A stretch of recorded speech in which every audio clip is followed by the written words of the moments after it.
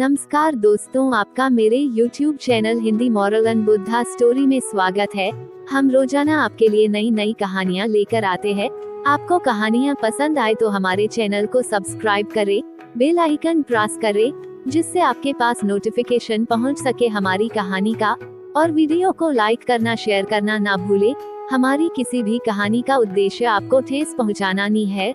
हम यह कहानी केवल मनोरंजन के लिए लेकर आते हैं और हमारी हर कहने से एक नई सीख जो मिलती है, यह किसी के जीवन को बदल भी सकती है। इन कहानियों को प्लीज पूरा सुनिए और हमें कमेंट करके अपने विचार बताइए। तो आइए शुरू करते हैं हमारी आज की कहानी।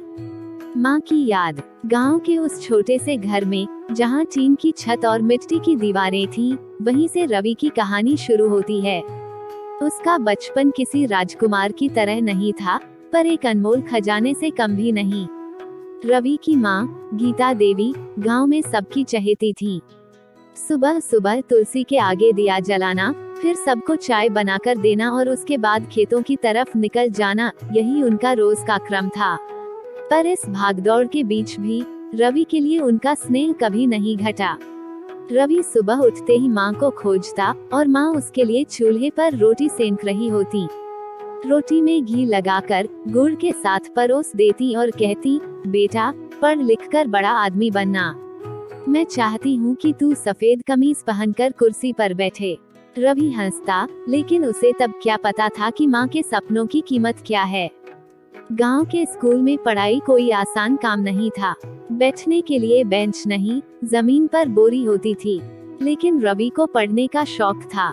माँ हमेशा कहती थी, ज्ञान ही असली दौलत है। कई बार जब रवि के पास किताबें खरीदने के पैसे नहीं होते, माँ अपने पुराने पायल या बिछुए गिरवी रख देती।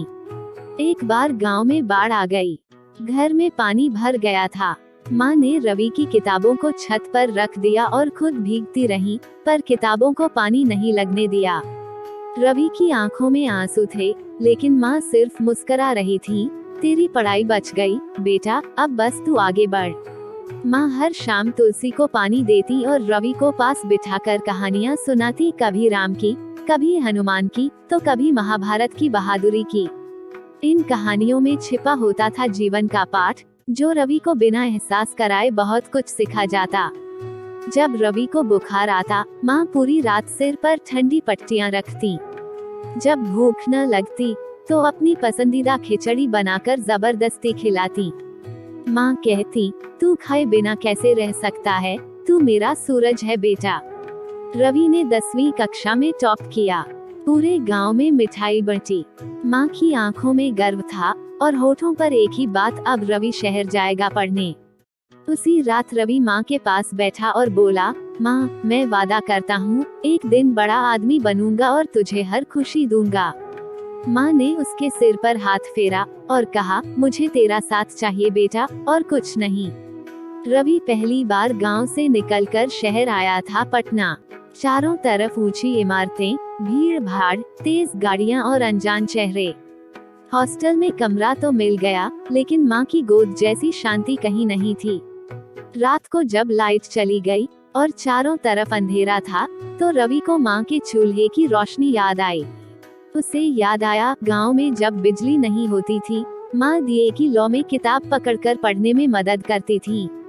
माँ अब हर 15 दिन में एक चिट्ठी भेजती थी। उनकी लिखावट टूटी फूटी होती थी, लेकिन हर शब्द में ममता झलकती थी। बेटा चावल भेज दिए हैं, खुद ही बनाना पड़ेगा, अब तू बड़ा हो गया है। याद आती है तेरी, रात में नींद नहीं आती, लेकिन तू पढ़ाई करना, हम यहाँ ठीक हैं। हर चिट्ठी के साथ माँ थोड़े से घर के बने लड्डू, अचार और कभी कभी तुलसी की माला भी भेजती थी। रवि इन्हें किताबों के बीच सहेज कर रखता। समय बीतता गया। रवि अब कॉलेज में टॉप करने लगा था। दोस्तों का नया समूह बन गया। मोबाइल आ गया था, लेकिन माँ अब भी पोस्ट कार्ड भेजती थी।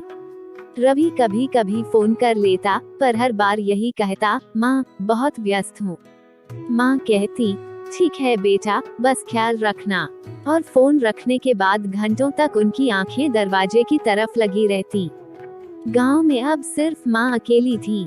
पिता का देहांत हो चुका था। खेत मजदूरों को दे दिए थे और जो थोड़ी बहुत जमीन थी माँ ने रवि की पढ़ाई में लगा दी। गांव की औरतें पूछती, तुम्हारा बेटा अब तो बहुत बड़ा अफसर होगा। माँ मुस्कुराती, हाँ है भी, बहुत काम करता है इसलिए मिलने नहीं आता। पर दिल ही दिल में एक पीड़ा थी, वो बेटा जो बचपन में उनके आंचल से लिपटा रहता था अब सालों से गोद में सिर रखकर नहीं सोया था। एक दिन माँ की चिट्ठी आई, बहुत छोटी, बहुत धीमी सी। अब आंखें कमजोर हो गई हैं बेटा, हाथ कांपते हैं, तू आएगा तो ठीक हो जाऊंगी। रवि ने चिट्ठी पढ़कर मेज पर रख दी।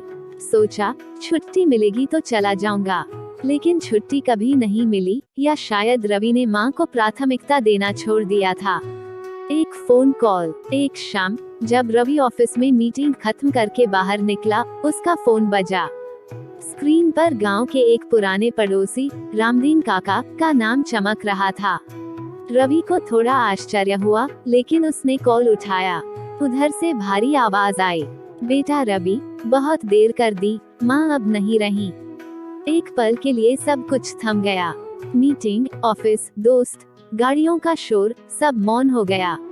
रवि की आंखों से आंसू टपक पड़े। वो कुछ बोल नहीं पाया, बस सिर झुकाकर बैठ गया। दूसरे ही दिन रवि गांव पहुंचा। स्टेशन से जब घर की तरफ चला तो रास्ते वही थे, गली वही, लोग वही, लेकिन एक चीज नहीं थी, माँ। घर के दरवाजे पर तुलसी का पौधा सूख चुका था। आंगन में वो चौकी खाली पड़ी थी जहाँ माँ हर दिन बैठकर सूरज को अर्घ्य देती थी।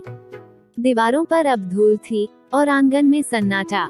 रामदीन काका ने उसे एक पुराना बक्सा दिया। ये गीता बहन तुम्हारे लिए छोड़ गई थी।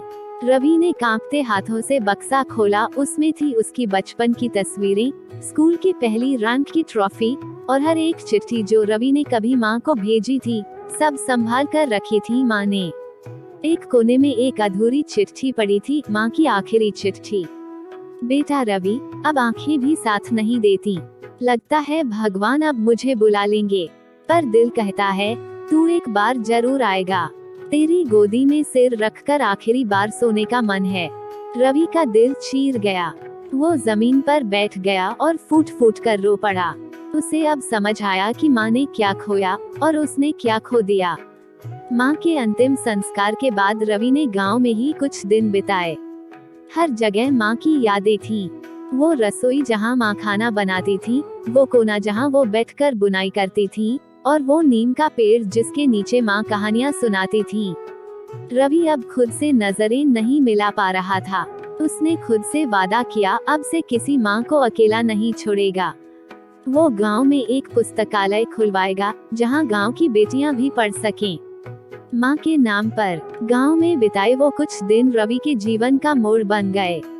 हर शाम वो माँ की चौकी के पास बैठकर गीली मिट्टी को छूता, माँ की यादों से बातें करता और अपने किए हुए हर पछतावे पर आंसू बहाता। पर अब रवि सिर्फ आंसू बहाना नहीं चाहता था, कुछ करना चाहता था ऐसा जो माँ के जीवन और उनके सपनों को आगे बढ़ाए। रवि ने गांव के पंचायत से बात की, कुछ पैसे लगाए और माँ की याद में गांव के बीचों बीच एक छोटा सा पुस्तकालय बनवाया, गीता माँ पुस्तकालय। दीवार पर माँ की एक मुस्कुराती तस्वीर टंगी थी, जिसके नीचे लिखा था, ज्ञान ही असली दौलत है माँ। इस पुस्तकालय में गांव के बच्चों के लिए किताबें, अखबार और पढ़ाई की सामग्री रखी गई। बेटियों के लिए अलग कोना बना जिसमें सिलाई, कंप्यूटर और कहानियों की किताबें थीं, क्योंकि माँ हमेशा कहती थी, बेटियां भी उड़ सकती हैं। धीरे धीरे उस पुस्तकालय में गांव के बच्चे आने लगे। हर शाम कोई न कोई माँ की तस्वीर के आगे दीपक जलाता। बेटियां किताबों में डूब जाती और रवि हर हफ्ते शहर से आकर बच्चों को पढ़ाता। गांव के लोग अब रवि को रवि बाबू कहने लगे थे, लेकिन रवि खुद को अब भी सिर्फ गीता का बेटा मानता था। रवि ने एक दिन माँ की पुरानी साड़ी से एक तकिया बनवाया और उसे अपनी कुर्सी पर रखा। जब भी थकता, वही सिर रखकर आराम करता, मानो माँ की गोद फिर से मिल गई हो। उसे अब समझ आ गया था, माँ कभी जाती नहीं, वो हर सांस, हर काम और हर याद में रहती हैं। माँ की याद अब रवि के लिए कोई पल भर की भावना नहीं थी, बल्कि जीवन का मार्ग बन चुकी थी। जहाँ पहले माँ बेटे के लिए जीती थी, अब बेटा माँ की स्मृति में पूरी दुनिया के लिए जी रहा था।